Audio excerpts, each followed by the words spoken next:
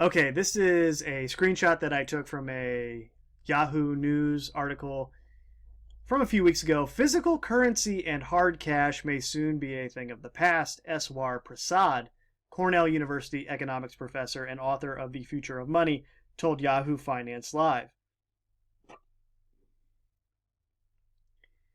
The end of physical currency, cash, is certainly drawing near, and cryptocurrencies, including Bitcoin, have certainly paved the way for that revolution, Prasad said.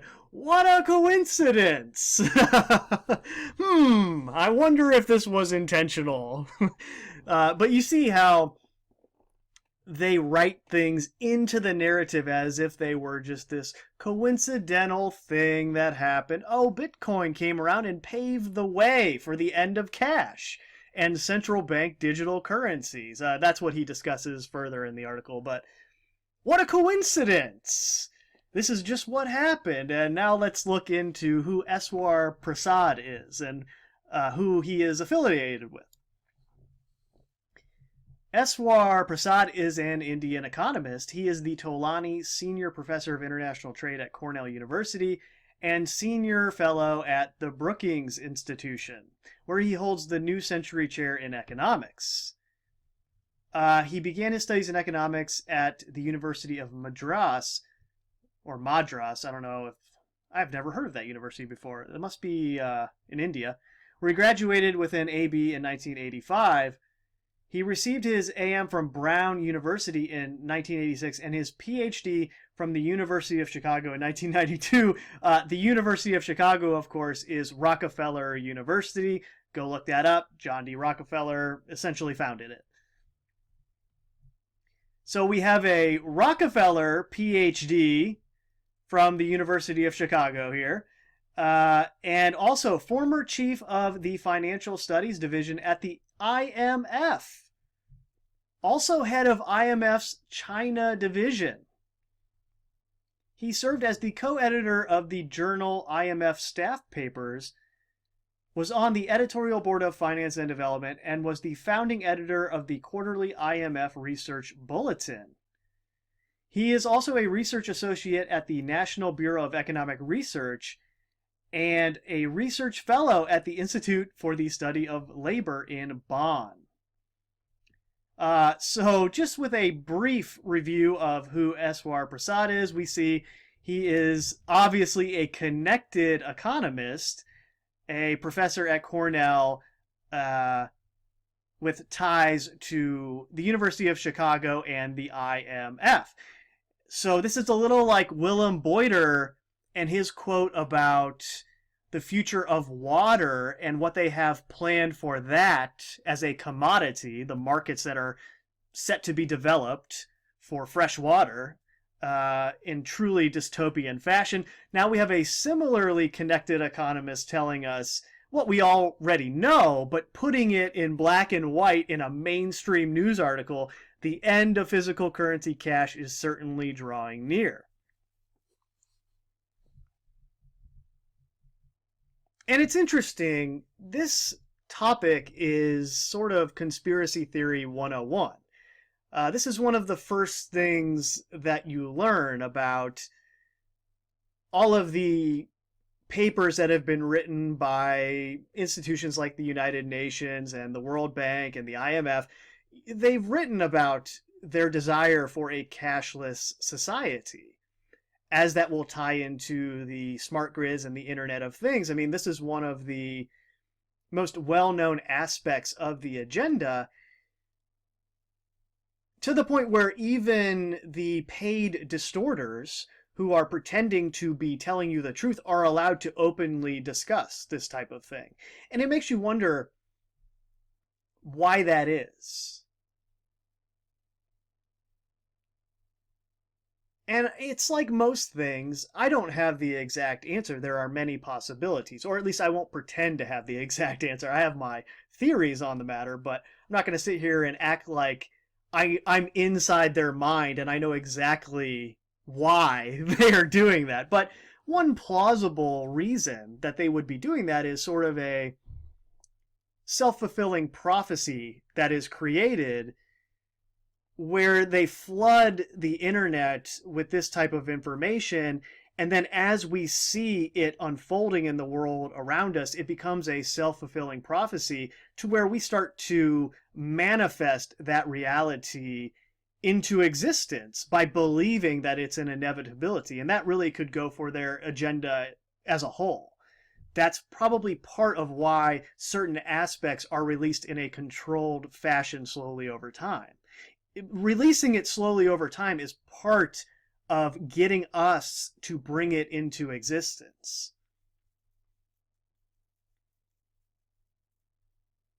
Now, a subplot in that agenda would be the cryptocurrency space, where they've created a whole network of supporters of the very trend that they want to establish, and they are motivated for the most part by greed. Now look, if you are intelligent enough and have the discernment to navigate crypto and trade it and make money, look, get your bags. I'm not telling you not to do that, or you should feel bad about doing that. Everybody has to make some kind of decision in order to acquire these pieces of paper. That is less than ideal. Everybody's making some sort of compromise for the most part. Maybe that's part of our problem, but that's also the practical aspect of staying alive. Or at least for those of us who are still within the zoo and reliant on them to feed us because we've lost our ability to survive in the wild temporarily. Okay, well, we're in a different situation where we have to make these practical decisions. At least in the meanwhile, in the meantime, until we acquire those skills, or until we're forced to acquire those skills based on what happens around us in the future.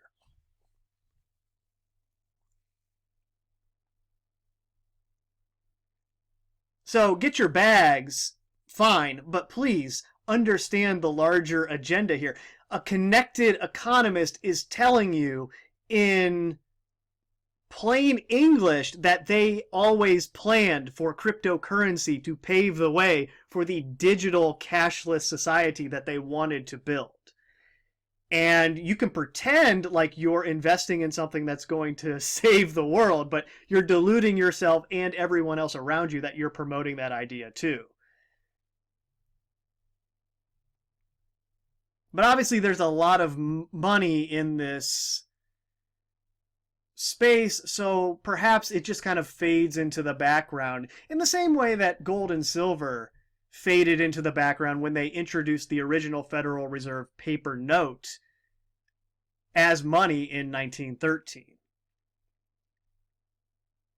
It took 50 years almost, well, a little more than that actually, until Nixon closed the gold window officially and detached the Federal Reserve note from gold entirely during his presidency.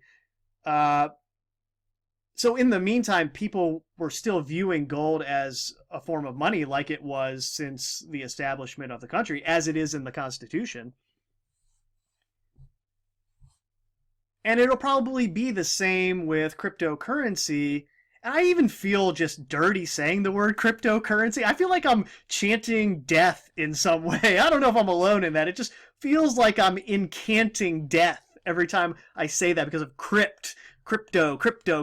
I don't like that word at all. There's something wrong with the energy that's been infused into it.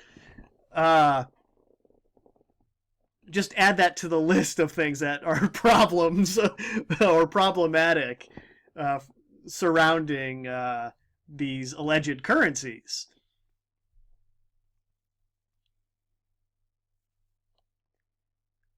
So maybe they're still underground in investment circles a little bit. People are still investing. People still view it as a way to park some assets away from the financial system as a whole. I'm not saying it's going to go away entirely, but it's obviously in a bubble, as are all of these currencies, and it's going to pop at some point.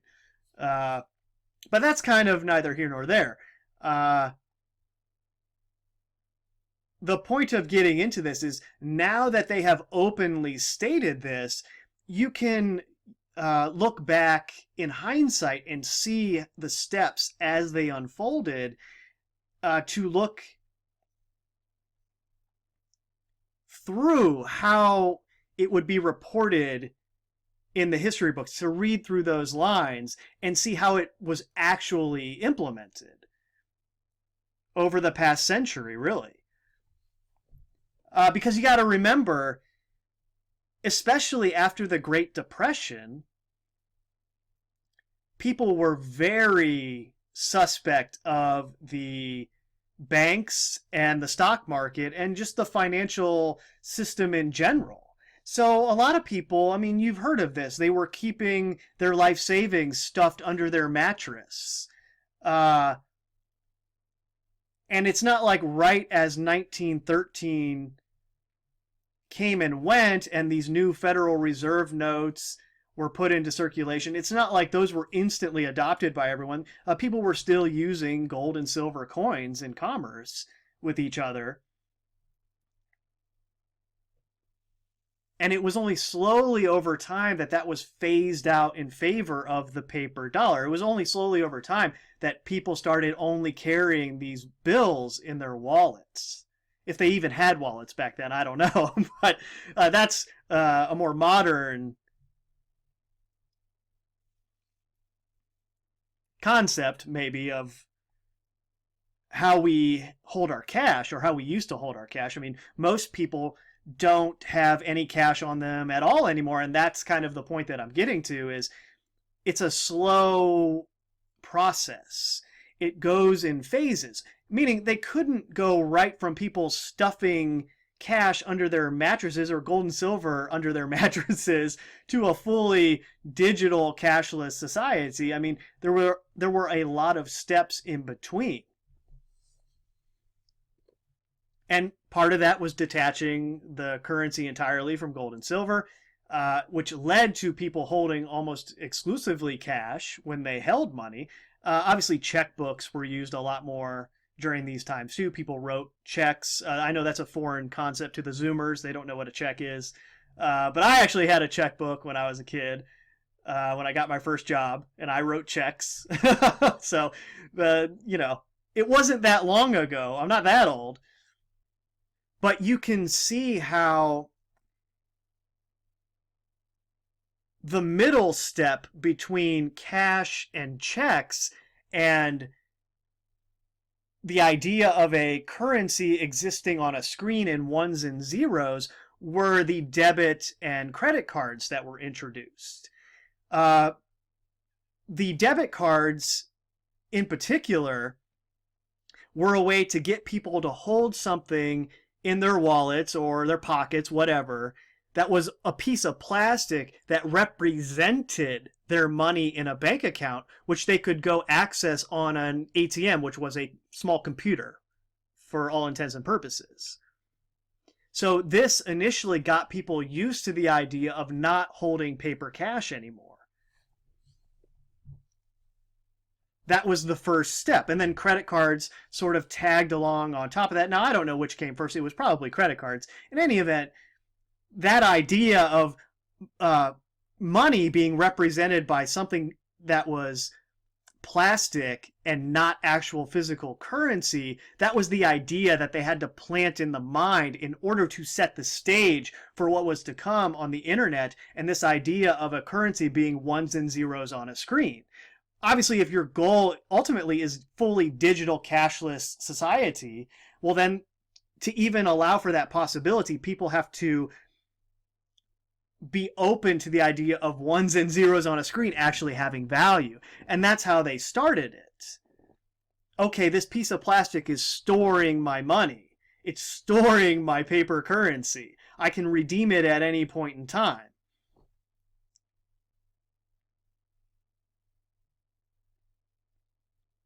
And then from there, slowly over time, they started to introduce the idea of a digital currency. And of course, it's not an accident that Bitcoin, the first one of any real consequence, well, of course, it's only of real consequence because it was created and it's controlled by them. But that was released in 2009, the original paper, right on the heels of the financial crisis, because that was the perfect environment. The sentiment was perfect for an alternative or perceived alternative like that to be introduced and to gain traction underground, because that's where it always starts, is underground. They create their own fake grassroots movement, and then eventually it's pushed into the mainstream, and you have, it's the old saying about investing in stocks. Well, as soon as your taxi driver is telling you to invest in the stock that you're invested in, that's your signal to sell. So it's like Dogecoin or Shibu or any of these other bubbles that are going on from time to time. As soon as the mainstream public is becoming aware of it, well, that's when you know that it's way too late to get involved, if that's your thing and you're in these markets. But that's all a part of it, right? There were many people, even people that I know personally, who wanted to get in on Shibu because they missed Dogecoin. Well, I'm not missing it again, and they're going to lose all their money, of course. And I told them that, but they don't listen. And I just told them, hey, just don't put in more than you're not comfortable losing. And they, we'll see if they listen or not. But back when Dogecoin was doing that last spring, I actually had somebody ask me if they should put money into it. I just sent them a picture of the chart of Dogecoin. It was a literal parabolic curve in the span of 2 months. And I just told him, hey, dude, this is what a bubble looks like. This is the actual infographic of a bubble. So no, you shouldn't put any money into it right now. You missed it. I'm sorry. But it's so hard because the greed takes over and people are hearing stories about everybody making all this money, and they want a piece of it, And hey, who can blame everybody with the current economic environment and the inflationary pressures that everyone is experiencing? I don't blame anybody for seeking out a way to keep pace with that. But again, you have to keep in mind the larger agenda that is at work here. And my point in bringing this up is that if you recognize the role that credit cards and ATM cards, debit cards, played in normalizing subconsciously the idea of a currency existing in something else than the actual paper currency itself in your hand, well, cryptocurrency the past decade has been doing the same thing, just on a deeper level, right? It's just conditioning the mind towards the idea that, okay, this thing that was created by algorithms and computer farms somewhere with this blockchain, this is actually valuable. It has value because of the work that's being put into it and the energy that it costs to produce it, and because it's a limited supply, blah, blah, blah, right? They regurgitate the talking points. But it's not about whether or not it's a real currency like the Federal Reserve note. It's about the idea of it only existing in ones and zeros, math. Because that idea will pave the way for the digitization of the Federal Reserve note. It'll eventually be put in the form of a digital dollar or a Fed coin, whatever they call it. I don't know.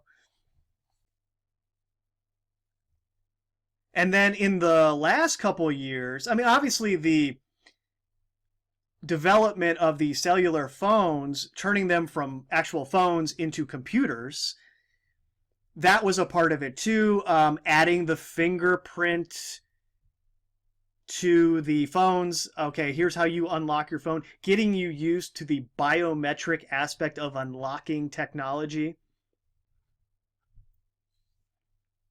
Well, at the same time that that's happening, then they added little chips to the debit and credit cards. So you don't go in and swipe the card anymore. Now you put it into a reader. It reads the chip. And it even has this little ba-da-da when you finish the... That was a great impression, I'm sure. When you finish your transaction, and that's a Pavlovian response that it's conditioning you with. And I'm sure when they bring out the actual biometric scanners that will scan it in a different way, 10, 20, 30 years from now, however long it takes.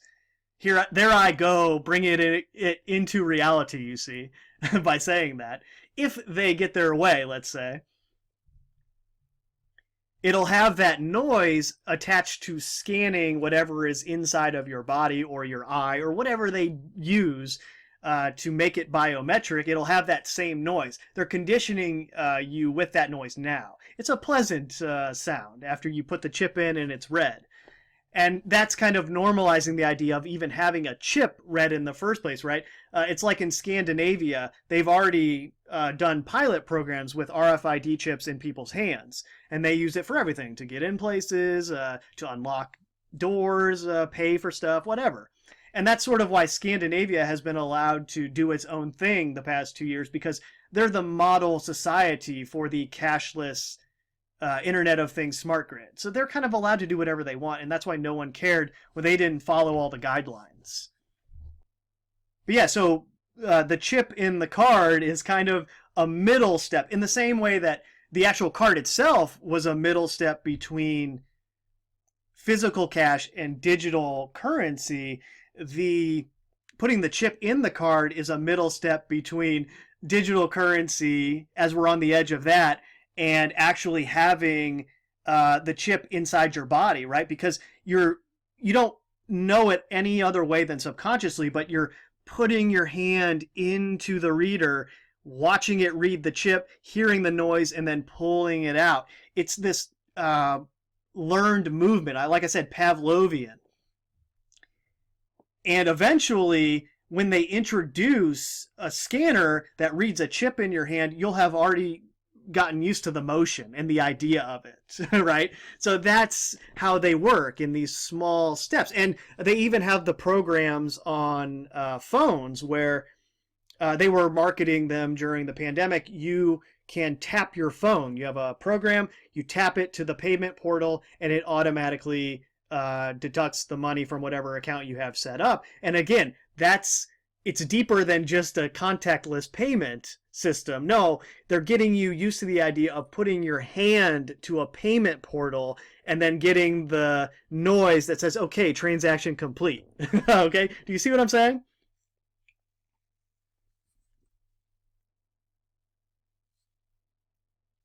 The point being, once you know that these types of things are going on, and you can look back in hindsight and say, oh, okay, I see how these were all steps that built on top of each other, building this stairway to their ultimate goal. Well, now you can look at the very moment you're in and see how the things all around you are also playing into future steps that just haven't been publicized yet by a mainstream economist in a mainstream source.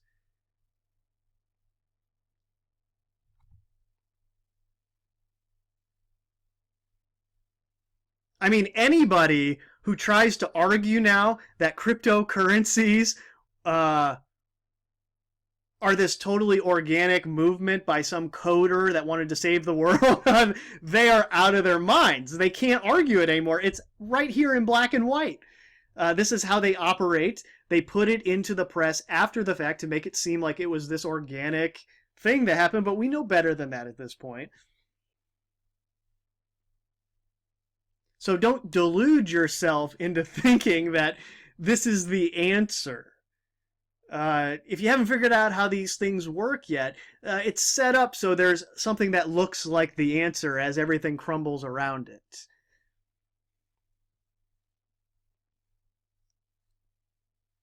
And then they use you and your energy within that alleged answer to bring in what they actually want to bring in. That doesn't have anything to do with the thing that you are promoting. That's how it works. So hopefully that's a little more clear now after going over all this and reading what Eswar Prasad recently had to say about the end of physical currency and cash.